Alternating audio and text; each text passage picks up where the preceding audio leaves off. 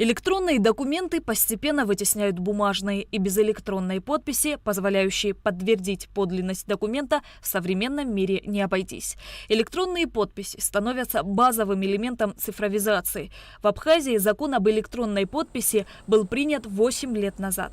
Однако реализовываться он начал с 2021 года. Это было связано с закупкой оборудования, согласованием всех документов и развертыванием рабочих мест. В 2021 году Государственный комитет по связи, массовым коммуникациям и цифровому развитию запустил так называемую пилотную версию в госучреждениях казначейской системы. То есть начали переводить казначейский документооборот, это платежные ведомости, отчетные ведомости на электронные подписи. Здесь человек подписал, обработал документ, нажал кнопку «Подпись», документ ушел к руководству уже на стол. В течение буквально нескольких секунд, минуты. Вот. Если все верно, все, документ прошел. Если неверно, его забраковали, вернули на место. Человек его подкорректировал, снова отправил на подпись. То есть не нужно бегать, грубо говоря, с окраины города Сухум до казначейства и обратно с этими документами. Вот. Этот пилотный проект обработали, проработали. Сейчас у нас в разработке заявки от Ачимчирского района и Галского района. Гудаутский, Кварчалский, Сухумский район, Гагарский район мы уже обработали, город Сухум обработали. То есть госучреждения уже в полной мере обрабатывают документы посредством электронной подписи.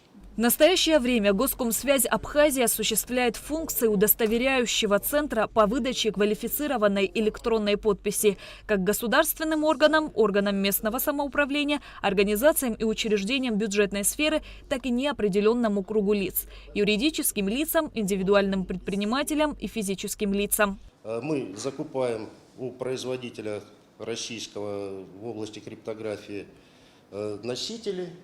Вот такого рода неизвлекаемые носители. У производителя закупаем и уже потом реализуем их на территории Абхазии. Суть в чем? По виду как обычная флешка, но в нее нельзя залезть, извлечь электронную подпись, внести в нее изменения. То есть он на компьютере он не определяется. Это закрытый контейнер получается. Договор в письменной форме может быть заключен путем составления и электронного документа, подписанного сторонами электронной подписью. С помощью такой подписи можно заключать договоры, подавать иски в суд, сдавать отчетность, а также балансы во все контролирующие органы. Электронная подпись может использоваться для подписания таких документов, как новые деловые соглашения, контракты, тем самым способствуя ускорению деловых транзакций. Начальник Центра цифрового развития Денис Орехов продемонстрировал, как подписывать документы электронной подписью. После подписи внесение правок невозможно. Если вдруг кто-то попытается внести правку или с горем пополам его внесет, то подпись автоматически слетает. И документ не подписан. Это еще один из типов защиты, который запрещает несанкционированные изменения документа. После этого он сохраняется в формате PDF. Есть специальные программы, разработанные компанией CryptoPro, которые работают с документами PDF-овскими. Проставляете цифровую подпись, выбираете место, ставите визуализацию для того, чтобы она отображалась, на рабочий стол сохраните. Документ успешно подписан. Вот. Пожалуйста. Здесь отображается в сертификате документ подписан электронной подписью, указывается номер сертификата, которым подписывается, указывается его владельца. Услуги по изготовлению и выдаче квалифицированной электронной подписи в отношении госорганов осуществляются на бесплатной основе, а в отношении остальных категорий юридических лиц и граждан на платной, в соответствии с утвержденным тарифом. Вся информация о правилах получения услуг удостоверяющего центра и тарифах на них размещена в соответствующем разделе на официальном сайте Госкомсвязи.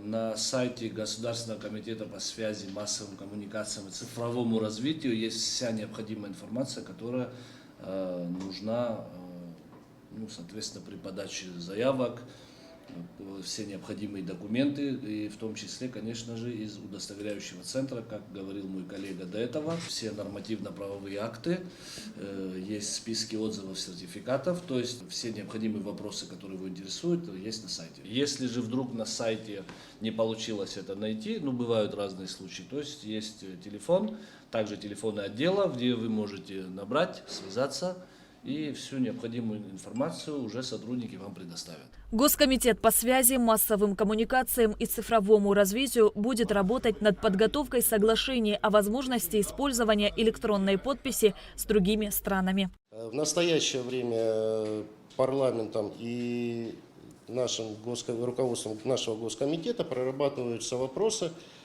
о взаимном признании электронной подписи между Российской Федерацией и Республикой Абхазия. Отдельно еще на этапе развития между некоторыми ведомствами, например, между Госкомитетом по связи и Министерством цифрового развития России, была договоренность уже в рамках Гражданского кодекса. Составили договор, что мы принимаем взаимно электронную подпись.